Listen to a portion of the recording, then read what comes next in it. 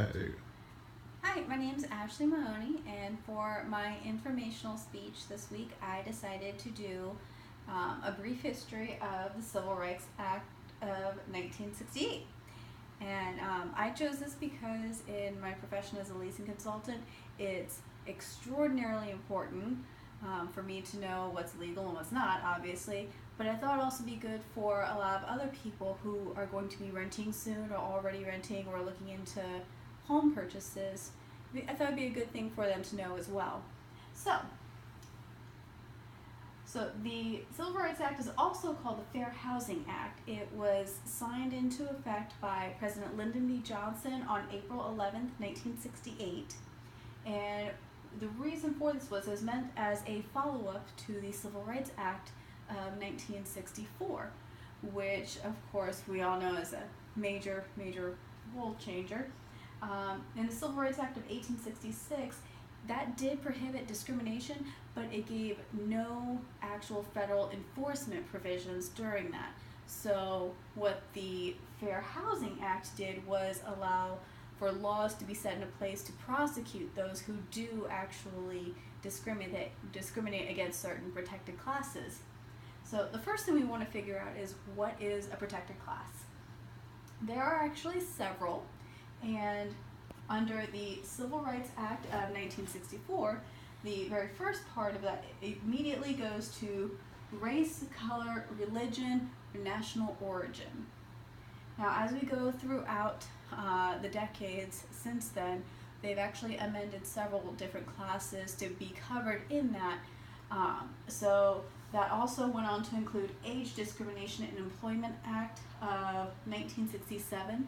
So you can't discriminate somebody based on their age, and that mostly covered an older generation, those 40 and up. And then we also went on to the Equal Pay Act of 1963. That did cover sex as well in the protected classes. And then the Pregnancy Discrimination Act of 1978, that also went on later in future to cover pregnancy and familial status. So you can't discriminate somebody based on their children or their status as a spouse. Then we also have the Immigration Reform and Control Act of 1986.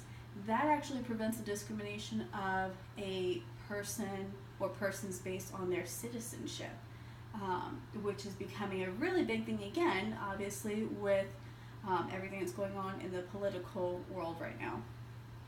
And then you go on, the most recent ones do actually cover disability status, familial status, as I said, veteran status, and most recent, genetic information. That's becoming a very hot topic and things, especially when we get into, I guess the most recent hot button was the Target issue with the restrooms. Now, for the renting and selling of dwellings, you can't discriminate against somebody based on what their genetic status is or sex or what they claim to be or not be. So, what the Fair Housing Act banned was the refusal to sell or rent to any person or persons based on their status in any of those protected classes. It also banned discrimination in terms, conditions, or privileges for anyone who is trying to either buy or sell a home or rent. The advertising, the sale, or rental of a place with preference for or discrimination against. This gets a little tricky when you're talking about somebody's private residence, but in an apartment community, for example, you cannot advertise strictly to families. Even though it might be a 3-bedroom home, you could have very well easily 3 single people living there. You can't show preference to or discrimination against any of those protected classes for any reason. And the other thing finally is it banned the coercing, threatening, intimidating, or interfering with somebody's enjoyment of their dwelling. And that also includes all of those against somebody who is helping or encouraging somebody to enjoy their home. one of the things in one of my other courses I just read was Sonny's Blues, where a gentleman goes on to purchase a home in he's an African American in a predominantly Caucasian neighborhood, and there's an intimidation factor there, and you see it actually quite often even today. There are some provisions for lawful discrimination, and those are based strictly on objective criteria, which is income, credit history, or in the cases of senior communities specifically, you can discriminate against those who have children just because of their special status. And just some common legal questions that we all want to ask, but you should probably check yourself a little first. And I know for me as a leasing consultant, it would actually be illegal for me to answer any of these. And these are the most common ones. What type of people live here? Are there many children? People want to know if they're going to have, kids for their kids to play with. What is the average age of your residents? Do you have many students who rent here? Living in a college town, I get that one a lot.